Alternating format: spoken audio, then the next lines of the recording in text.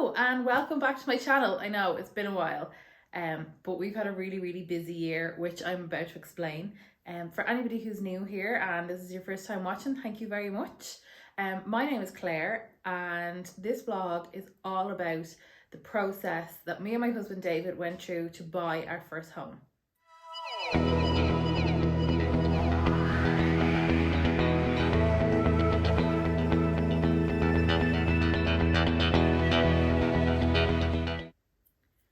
Okay, so the plan.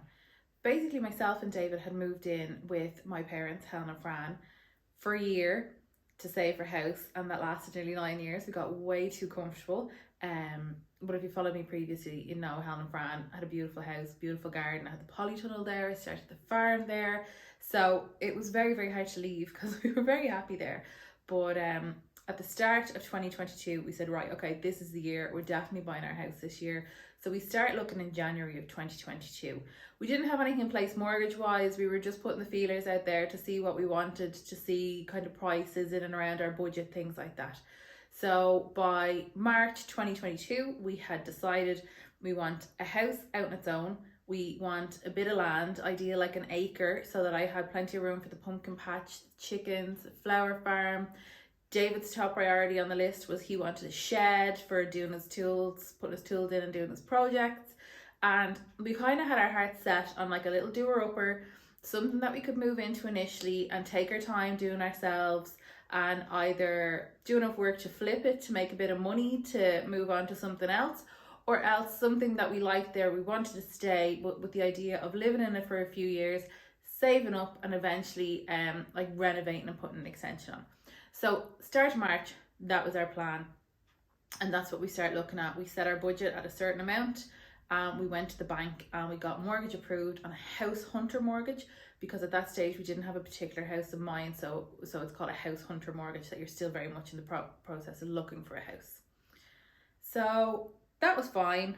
Started looking. There was a few places coming up, not loads, but a few.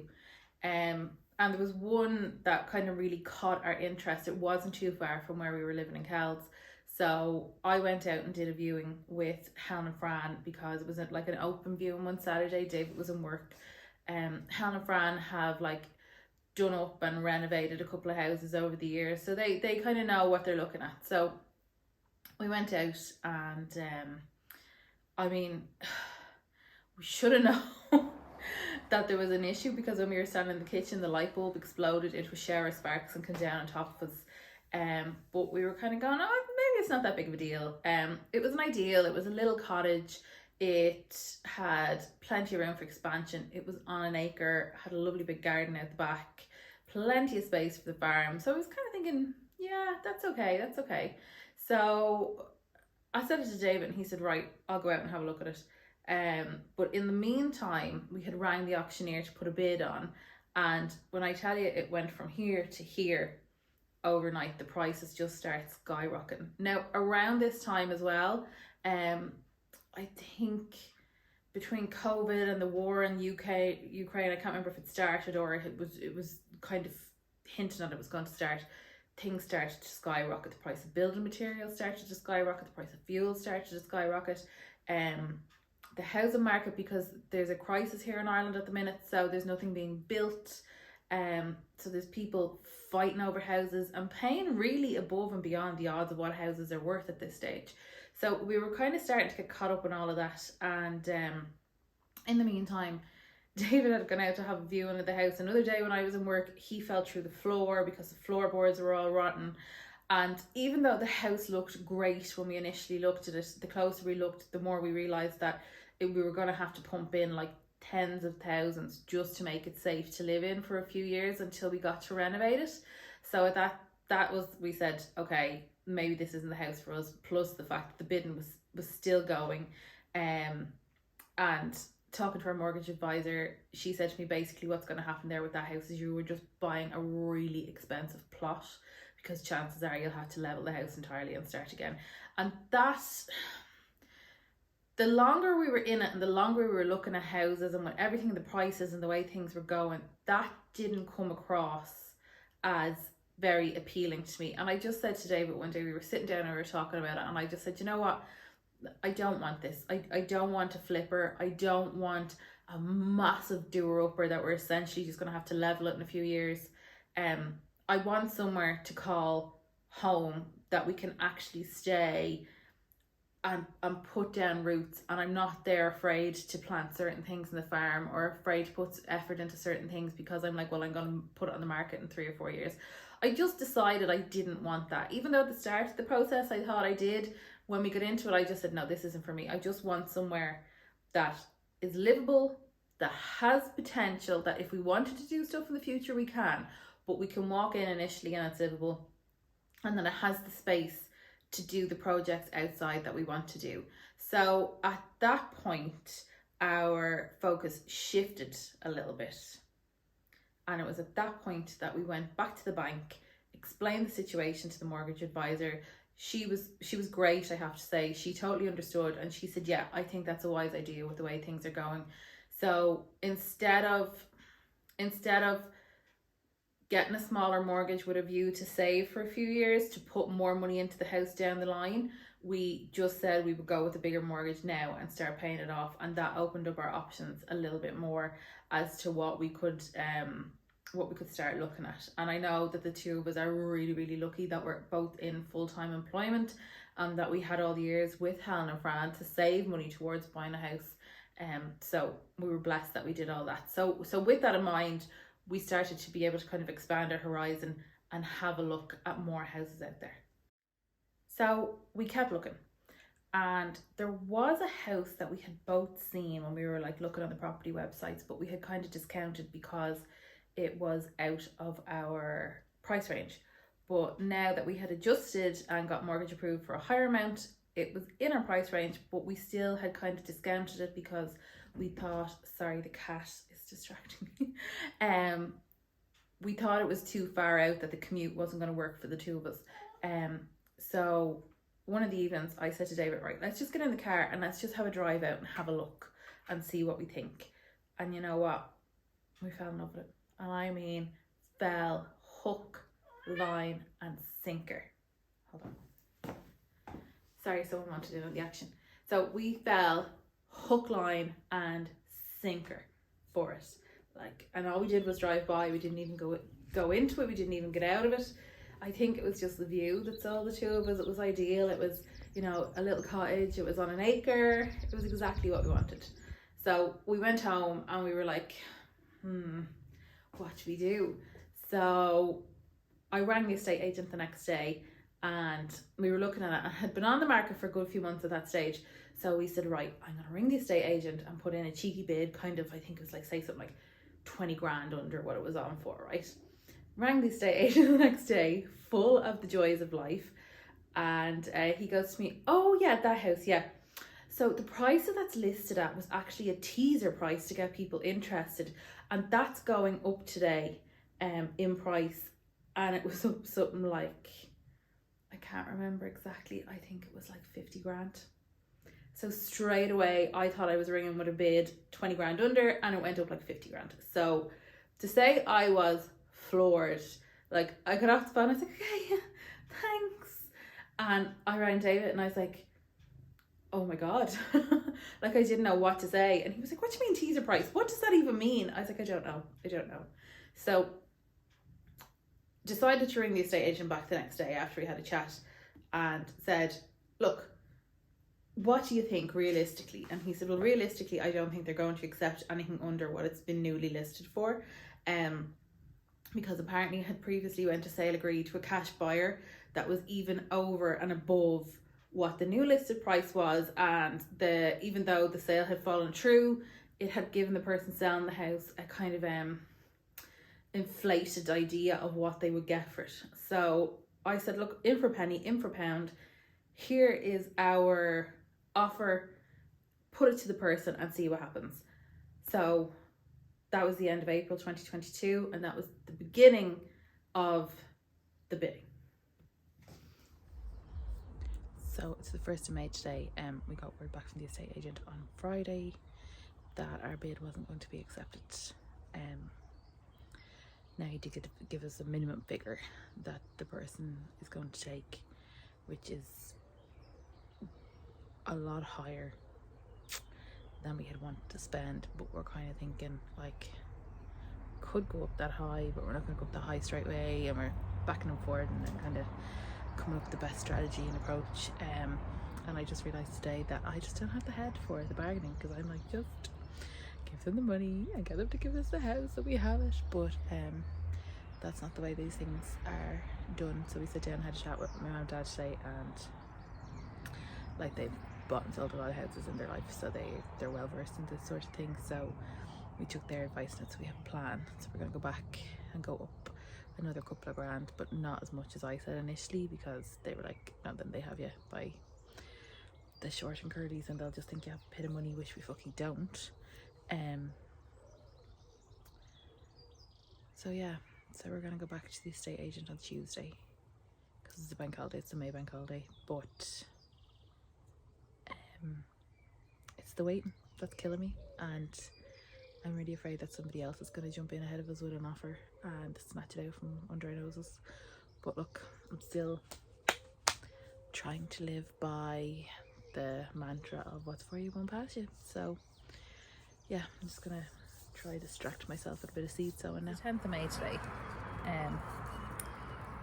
And where we are at with the house is that we're pretty much out.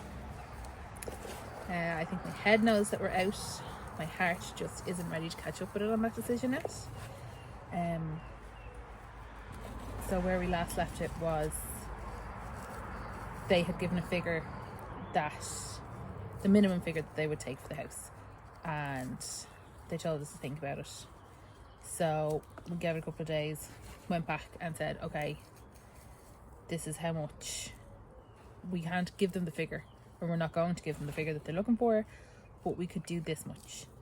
And I think that was last Wednesday, so nearly a week ago. And then yesterday evening I got an email to say that they had just heard back from the vendor and that they wouldn't accept our offer, that they weren't taking any offers under the number they had said. So it's really disappointing. And obviously, as this is our first time doing anything like this, you know, there's so many of the ins and outs that we're not sure of. So what we've decided to do is get onto the estate agent tomorrow and say, look, we're really sorry, like, we can't go to this price the person is looking for. To be honest with you, if you had have initially listed the house at what you have it listed for now, we would never even would have entertained it, because it's that much out of our budget, you know what I mean? Like, it's really at the far end of our budget. We're really stretching ourselves, and we're not prepared to stretch ourselves any further than what we've offered. So I'm sorry, basically that's us out. And the problem is that the person selling it, like, this isn't their main residence, this is like a holiday home of theirs. So they're not in a rush to sell it. They're in a position where they can just sit back and wait to get the offer they want to get. Now the problem is like, what they're looking for is bloody insanity, like, you know what I mean? Like, it's a fabulous house, we love it, it's our ideal house, but it's absolutely not worth what they're looking for. So that's where we're at. So we're basically going to just say, look, that's us, we're out. If you change your mind and you start coming around to the idea of that offer, certainly get back to us, but we are going to start looking elsewhere. And I mean, if we are looking, like, we've still been looking the whole time, we keep an eye, like, I'm on daft every day, but there's just nothing else out there that even comes near that I'm even interested in going and doing a viewing of, just out of pure nosiness, you know, that way there's literally nothing. So that's where we're at. So as I said, I just feel like this person isn't going to budge. They're sitting tight, and I don't know what they'll do, but I don't think they'll ever come around to the price in a time frame that's going to suit us, because we are actually just really anxious to get somewhere. So yeah, I think in reality we're out. I just need to let my heart catch up with my head, to be honest. I think really at this stage now, for me personally, to put it to bed, the best thing would do would be the opportunity to ring and say, oh yeah, somebody's come in with an offer higher than yours and they're going to accept that and have the go sale agreed, and then I can forget about it. Because seeing it just sit there on daft, not moving, having no interest in it, knowing that like we could give her like a really decent price, like we're not being scabby, do you know what I mean? Like it's a good price that we're looking to offer. So it's just really annoying. It's really disheartening. But I'm a big believer in what is for you won't pass you. And obviously, if this isn't meant to be for us, and if this isn't meant to be our house, then there is obviously something a lot better down the line. And this house is dragging on the way it is for a reason. That could be to hold us off till this other dream house becomes available. And, you know, we could be down the line in 6 months and I could be in a new house going, wow, I'm really glad that other one didn't work out in the end, you know. So let's hope that's where we are, or else this person who's on this house comes to their senses. But that's where we are at for now, in a bit of a disheartened place and a kind of a fed up place, but we'll get there eventually. We just have to have patience. Right, so it is the 12th of May. It's Thursday. We got the email from the agent on Monday, and we said we'd leave it till today to respond because well, I suppose one, we're not exactly in a rush to tell them we're out of the running, and two, we've been very eager so far, so we decided, well, no time like the present to kind of ease off on the eager beaver act. So I emailed them this morning and I just said, hi, the price that the vendor is looking for is just too much of a stretch for us. There's no way, even if we wanted to, that we could get to it. The maximum we could possibly stretch to is Y amount, which is, it's $5,000 under this magic minimum number that the vendor wants to reach. And we were like, so look, that sales like absolutely maxed out. We couldn't get to what she wants, but so it's with regret that we have to withdraw. But thank you so much for your help over the last few weeks. Really appreciate it. We wish the vendor the best of luck in selling the house, and we hope whoever eventually gets it is very happy there, and it's a happy house for them. So yeah, sent that off, and I have to say, I was like, in my head I was like, right, okay, that's it, it's done, there's a line drawn under it, it's not our house, it's gone, the opportunity is gone. And I was like, okay, that takes the stress off. An hour later I got an email to say, okay, thanks very much for your email, we'll take that offer and we'll put it to the vendor and we'll see what they say, we'll be in touch. And I was like, sorry, what? Like, we didn't put in an offer, we were just giving you the max figure that we could get you to show to you that like there wasn't a fucking hope in hell that we were going to get to this magic number that you wanted, and or that the vendor wanted, and you know, that we were pulling out or whatever. So I was really surprised because I wasn't actually expecting to get a response. And then I was like, even if I do get a response, it's just going to be like a, oh, you know, thanks very much, but it didn't work out, yada yada yada, you know, generic kind of a reply. So that response kind of really shocked me, because I was like, they're not going to put that to the vendor, because as far as I know, they don't even have to go to the vendor with the offer if the vendor has said that it's, you know, they're only accepting offers over a certain amount. So yeah, so I have to, you know, even if they didn't mean it and they're not going to put it to the vendor and they're just trying to, I don't know, drag it out, I really wish they hadn't, because my shoulder and my neck are killing me. I have such a headache all day. Like, I just carry stress like on my neck and my head and my shoulders, and I have to say, I'm like so tense, so sore. I'm just like feeling really stressed today, because I thought we were drawing a line in the sand under today, and that was it. I had it out of my head that we were getting it, and then today I feel like that tiny little bit of hope that was still in my heart has been kind of fed, and that's got bigger. And I know if they don't come back to me with anything, or come back to say no, she won't take it, like my heart's gonna be broken all over again. But sure, look, as I said, put it out there. What's for you, it won't pass you. Hopefully in 6 months we will have a house, that we're delighted with, and this will have all been worth the effort of going through. It's the 14th of June. Brought a chipper. We're sitting at the back step eating it. If we're caught, we'd be killed. But we put another offer on it today. The same offer, but again. It's 22nd of June, and apparently we're going to find out today if she's accepting the offer.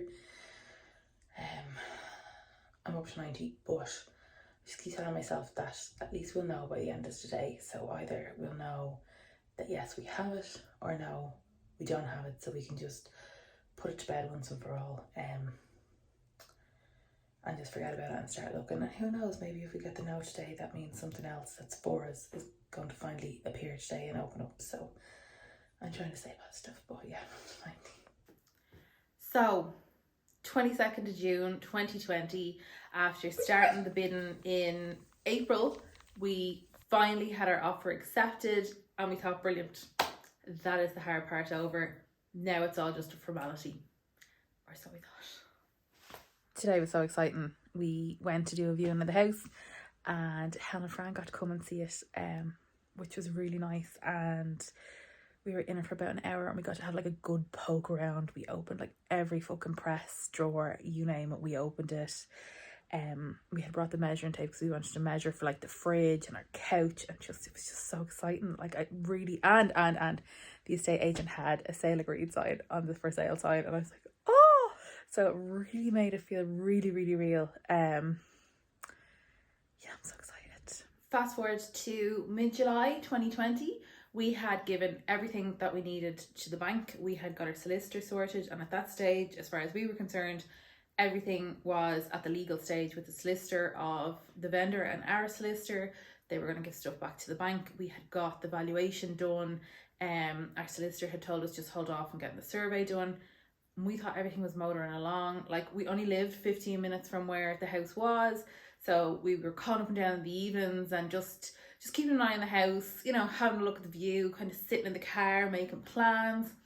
So middle of July 2020, we went down to Cork for a week with my family, and I was actually in the supermarket with Helen getting bits and pieces because we were going out that day and we were going to like do like cook lunch out and that.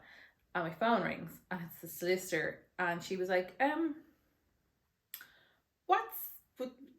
just following up, are you still buying this house? And I was like, sorry, what? And she goes, like, are you still buying the house? I said, what do you mean you're still buying the house? Of course you're still buying the house. Like, and she goes, well, how are you intending to pay for it? Like, you haven't told us anything. And I was like, what are you talking about? We're getting a mortgage. Like, and she goes, well, that's the first I've heard of it. And I said, what? I was literally like, what?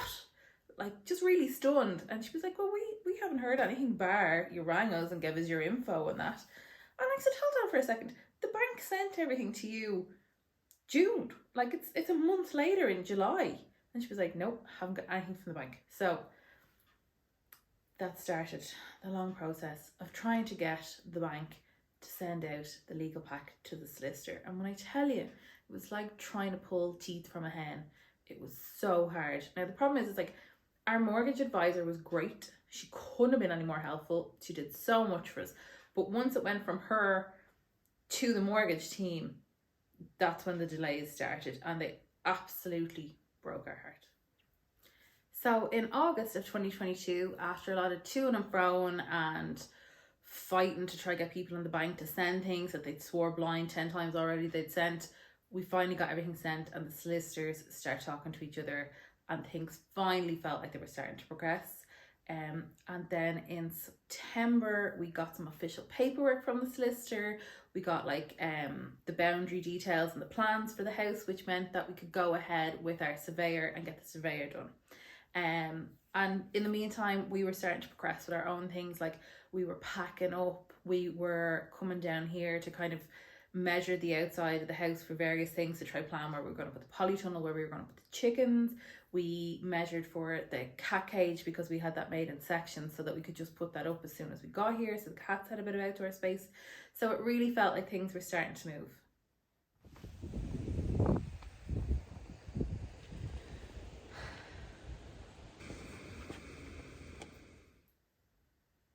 then, just when we thought everything was going swimmingly and we were on the final stretch, we hit a really big bump with the surveyor's report. Okay, so we finally got the surveyor's report back today. 2 weeks, 2 whole weeks after it was done, it was carried out. Even though we were told we had the report within 3 to 5 working days.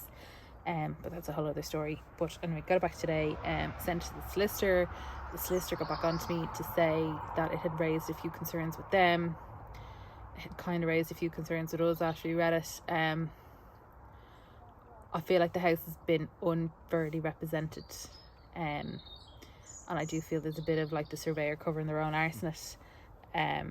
So I need to ring the surveyor tomorrow, have a phone call, get a few points clarified, and I'm sure it will all be fine.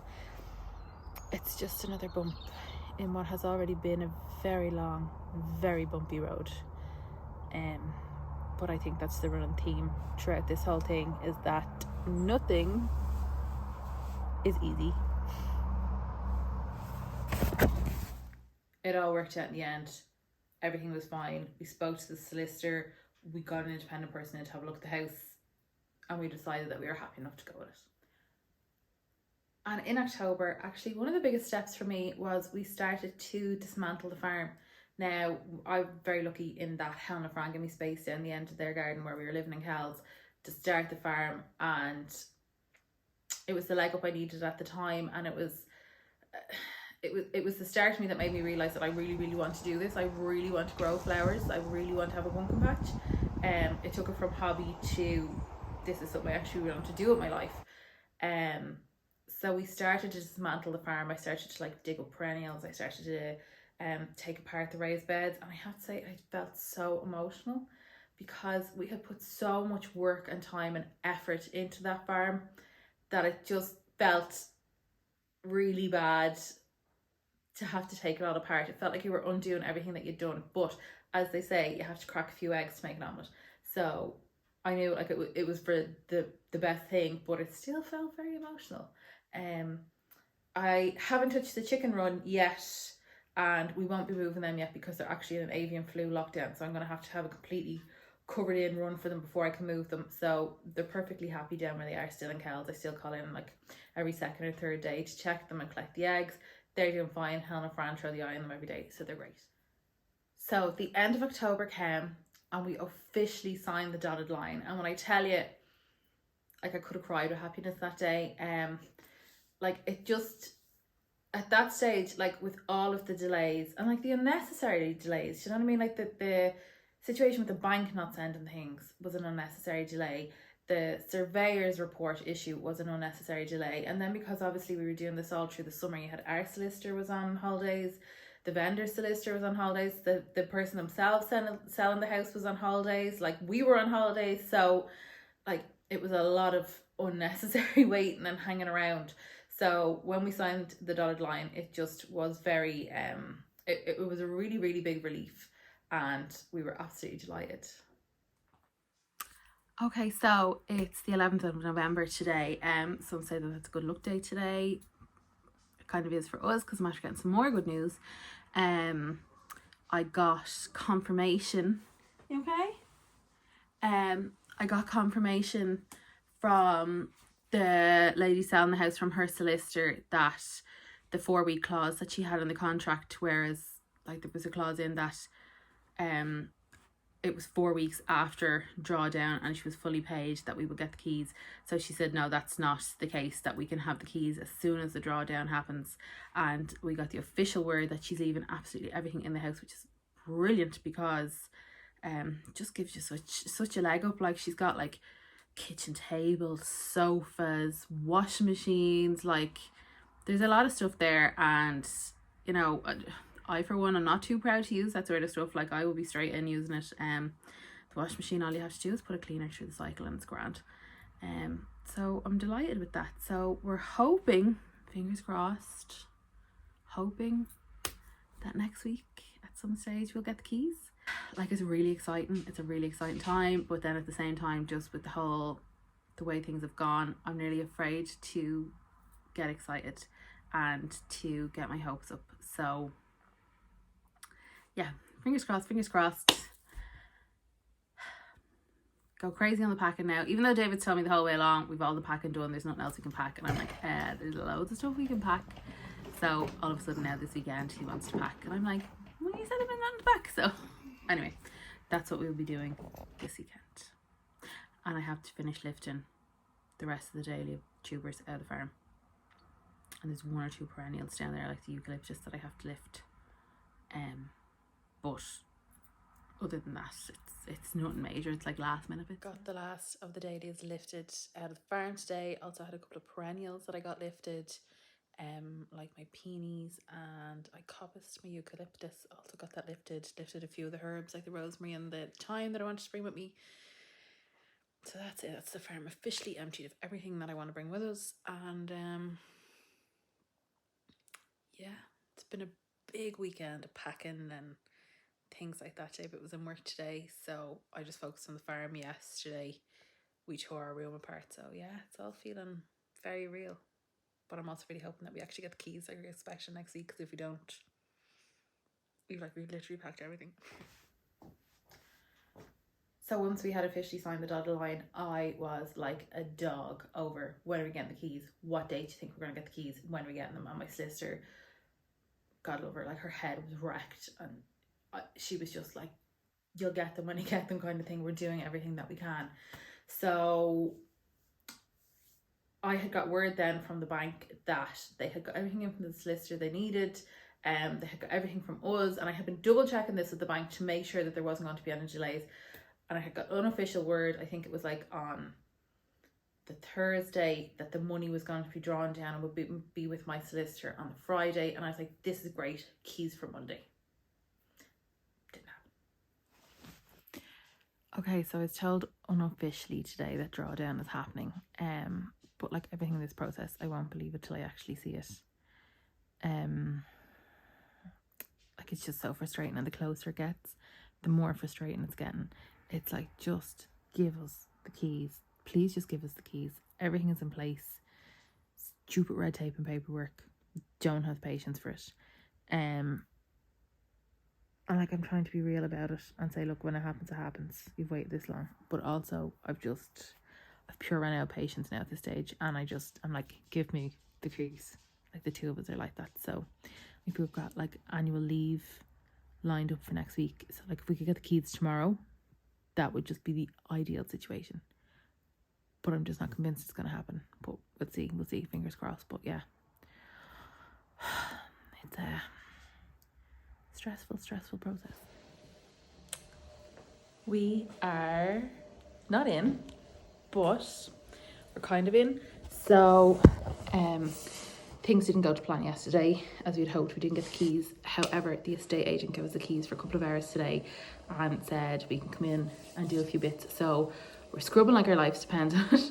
Now, it wasn't like dirty or anything, but you know yourself, it hasn't been lived in about a year. So, and obviously, like, well, when you move house, the first thing you're going to do is scrub it. So that's what we are doing today. We need to take a few measurements, and then tomorrow we should get the keys back this evening. Tomorrow we need to go and get a few bits and pieces that we need, and then fingers crossed. One day we might actually get the keys, but it feels really nice to actually be in here on our own for a couple of hours and be able to do a few bits, but also it's like going to be horrible having to get the keys back. But sure, this is how things go. You make the best of the situation. But yeah, so for now, for the next few hours, we're in. So the two of us were poised. Keys Monday, drawdown was all done. Perfect. Again, no. And at this, okay, so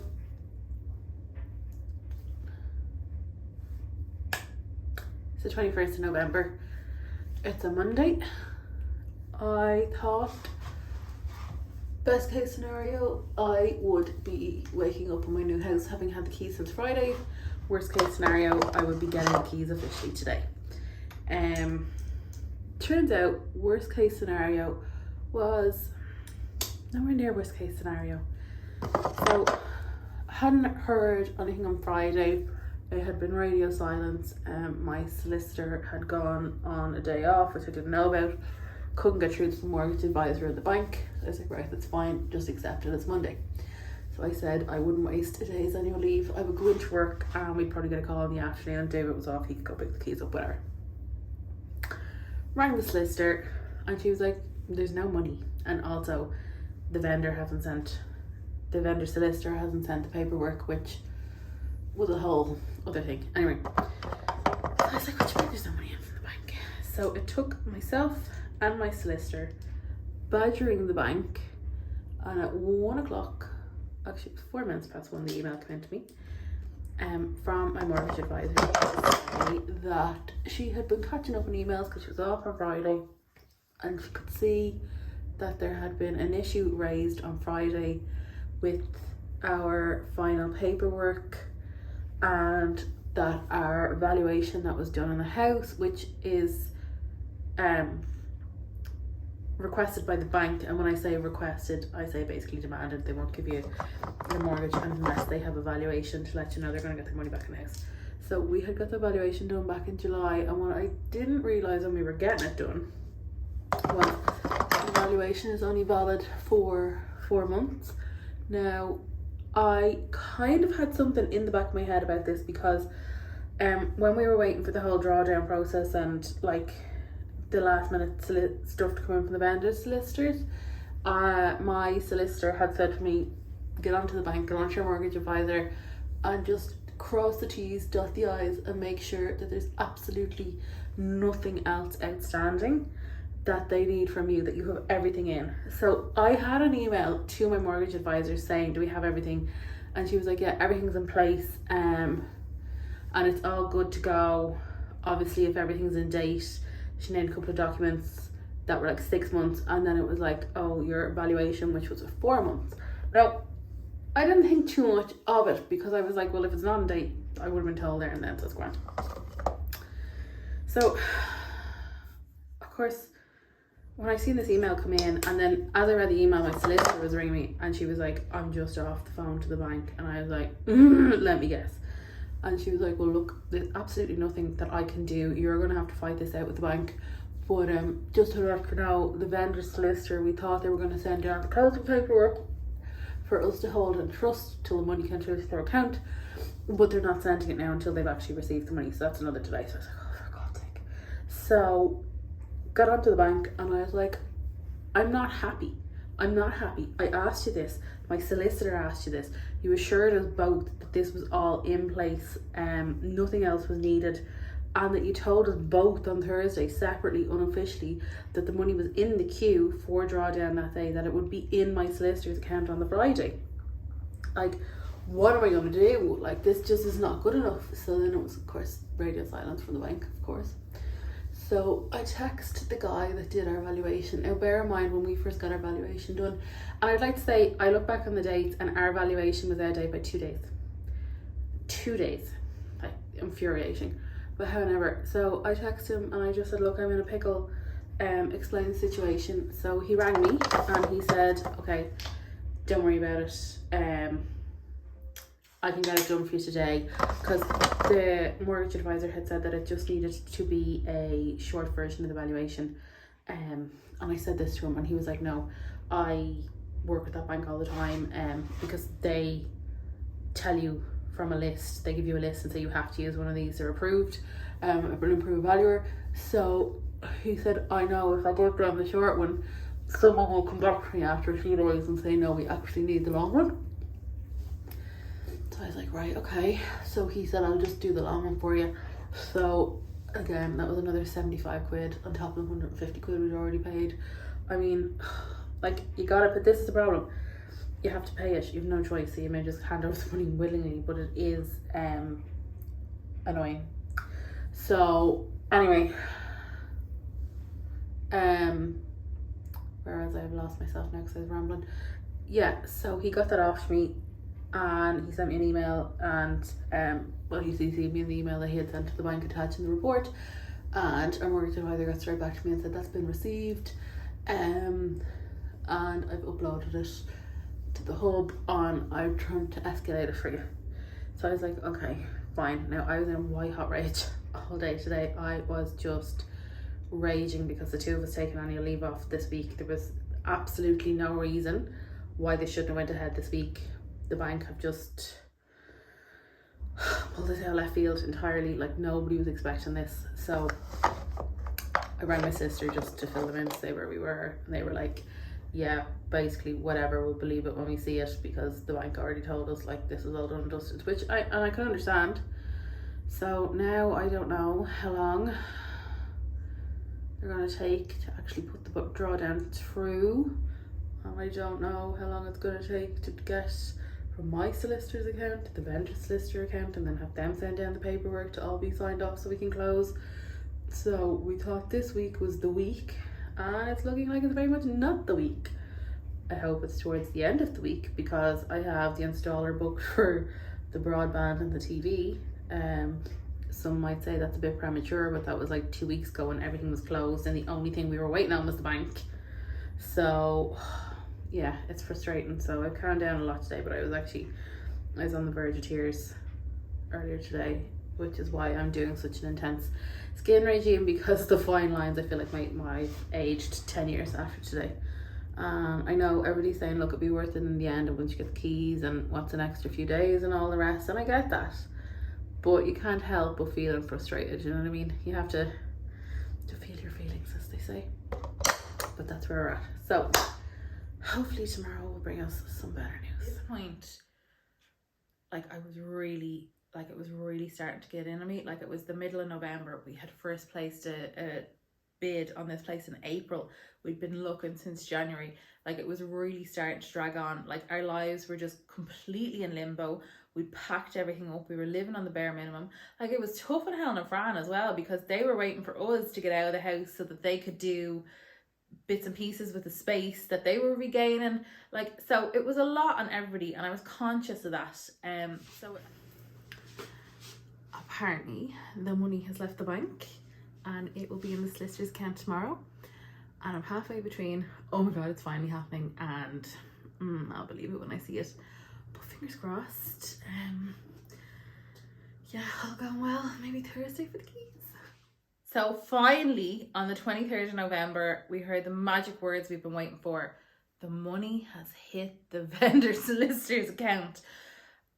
And like, I just, like, I could have screamed. Like, I could have screamed the place down. I was like, ah!